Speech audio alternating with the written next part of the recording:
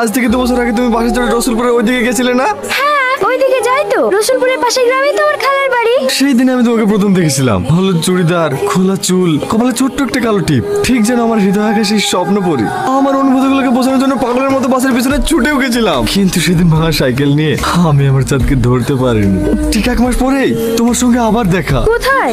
আমার দোকানে। সেদিন আমি তোমাকে সব কথা বলার চেষ্টা করেছিলাম, কিন্তু ভাগ্যের কি পরিহাস দেখো, সেদিনও আমি তোমাকে হারিয়ে ফেলেছি। কিন্তু আর তোমাকে হারাতে দেবো। আমি তোমাকে অনেক ভালোবাসি। আই লাভ ইউ তুই না। এসব আপনি কি বলছেন? আপনার কি মাথা খারাপ হয়ে গেছে? আর 1 সপ্তাহ বাদে সাথীর সঙ্গে আপনার বিয়ে। সাথী শুধু আমার বান্ধবী না, ও আমার বোনের থেকেও বেশি কিছু। তাই এসব উল্টোপাল্টা কথা আমার সামনে কখনো বলবেন না। কি ব্যাপার? তোমার চোখে পানি? আর চোখে পোকা পড়েছিল তো, সেই জন্য। কই দেখি দেখি।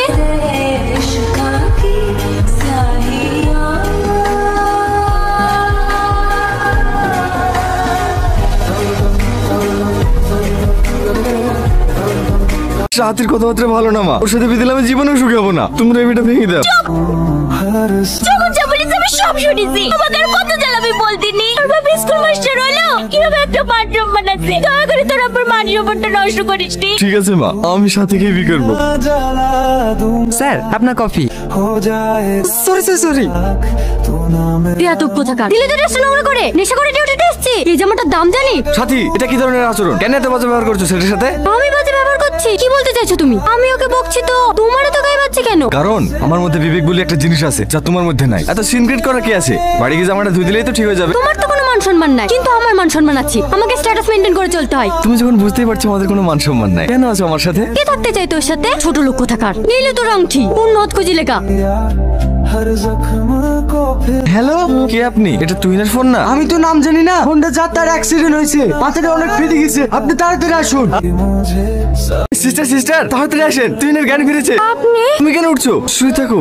এবার সুস্থি পেলেন তো? স্ত্রীর প্রতি এত ভালোবাসা এই প্রথম দেখলাম। এত করে বলছি জ্ঞান ফিরলে সব ঠিক হয়ে যাবে। আমার জানার কিছু হবে না তো? আমার জানার কিছু হবে না তো? কিসের কি? ডাক্তারকে জিজ্ঞেস করে করে ডাক্তারের মাথা খারাপ করে ফেললো। এখন তো আপনার যা সুস্থ, এবার খুশি তো? আস্তে সিস্টার, আর ভয়ের কিছু নাই তো? না, আর ভয়ের কিছু নাই। স্যার ওটিতে আছে, বেরোলেই ছুটি দিয়ে দেবে। সত্যি ভাগ্য করে আপনি একটা স্বামী পেয়েছেন। তোমার বাড়ির নাম্বারটা একটু দাও না, ফোন করে জানিয়ে দিই। মা হার্টের রোগী, এইসব কথা জানতে পারলে আবার ফালতু ফালতু টেনশন করবে। আপনি একটা টোটো ডেকে দিয়ে আমি একা একাই চলে যাব। একা যাবা কেন? আমি বাড়ি পৌঁছে দেবো। আমার যখন অ্যাক্সিডেন্ট হয় আপনি কি ওখানেই ছিলেন? আমি রেস্টুরেন্টে ছিলাম। তাহলে আপনি জানলেন কি করে আমার অ্যাক্সিডেন্ট হয়েছে? কাউকে যদি মন থেকে ভালোবাসা যায় না, প্রকৃতি যেভাবে হোক তাদেরকে মেলাবেই। আজ কেন জানি না তোমার কথা খুব মনে পড়ছিল। তুমি এত বারণ করা সত্ত্বেও বিহারের মতো তোমার মোবাইলে ফোনটা লাগিয়েছিলাম। ওখান থেকে জানতে পারলাম তোমার অ্যাক্সিডেন্ট হয়েছে। বিহারের মতো ফোনটা লাগিয়ে অনেক কাজ হয়েছে। তোমার সেবা করার সুযোগটা তো পেয়ে গেলাম।